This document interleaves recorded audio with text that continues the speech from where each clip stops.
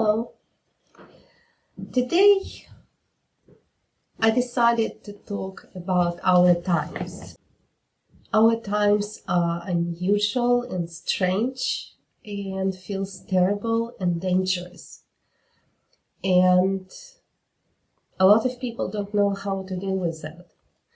And these times, in some people it will bring the best, and in some people it will bring the worst.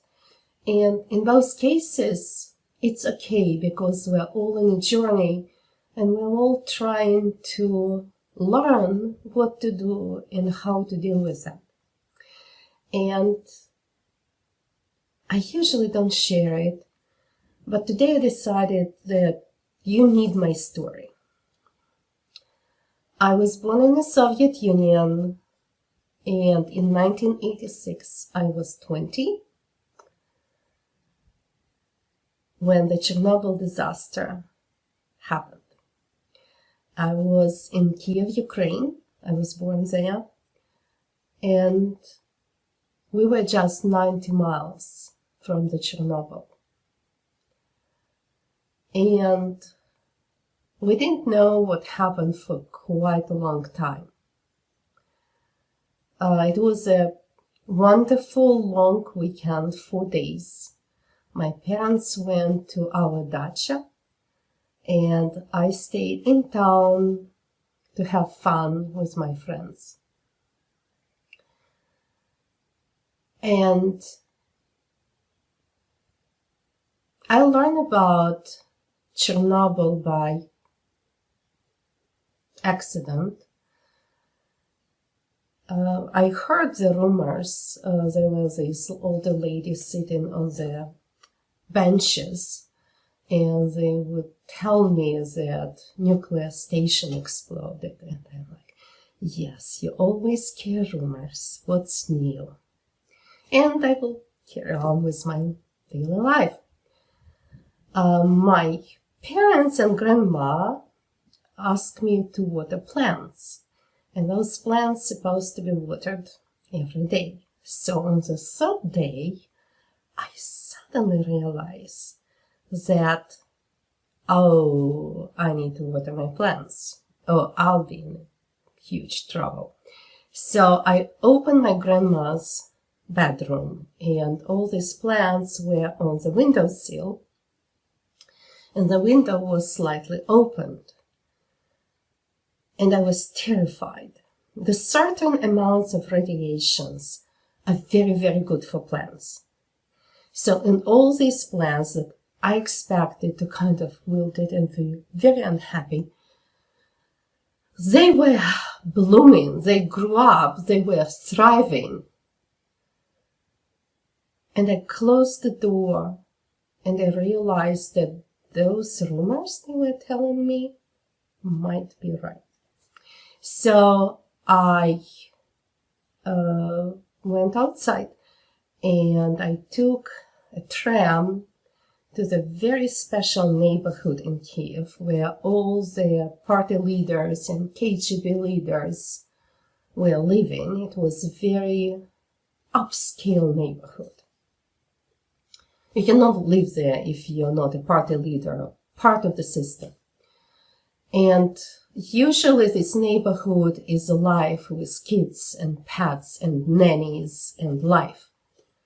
And I disembarked from the train and looked around, and there was complete silence.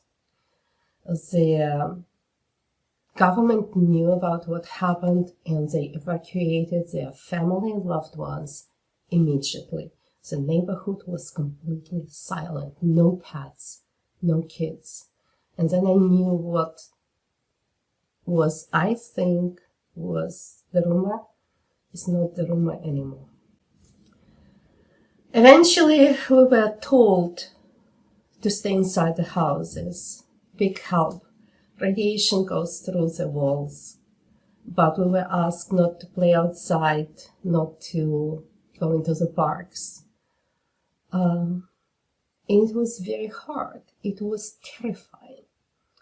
It's like you woke up in one of these doomsday sci-fis, and you're absolutely helpless.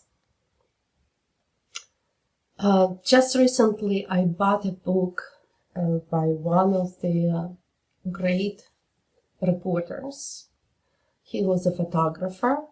His name was Igor Kostin, and he was my dad's friend. He wrote a book called Chernobyl. I found a copy of the Polish issue, and I decided to buy it. He was one of the first photographers on the scene. Many of the pictures in these books were forbidden for us to see. This one, for example. This is the cleanup. It was a terrifying experience. This is one of the first pictures he took, and he thought that something is wrong with his camera or film, but nothing was wrong. The quality of this picture is so bad because radiation damaged their film roll. There are other pictures. This is the picture of the robot that was sent to clean the radioactive material from the roof of one of the reactors. And it just broke off. It was unable to work because the radiation was so high. So the electronic just died. They evacuated the whole region. The 30-mile zone is now totally dead. No one lives there. It's terrifying. But the most terrifying things happened not during the first year, but the following year, when the mutations started showing up. And this is the picture of the 8-legged horse. There are other pictures. I will try to locate for you right now. Those are pictures of deformed kids. They were born without limbs. And lives go on. Even the most terrifying experiences in your life, you can survive. And what we are living through right now is uncomfortable and scary. But you can survive it. You have the roof over your head. You have food. You have your friends. You can do face up. You can go on Facebook. You can talk with your friends on the phone. We'll be okay. Even when you lost your job, it will be okay. It's not important. We'll be alive. I survived Chernobyl. Total disintegration of the country I was born in. Total social collapse.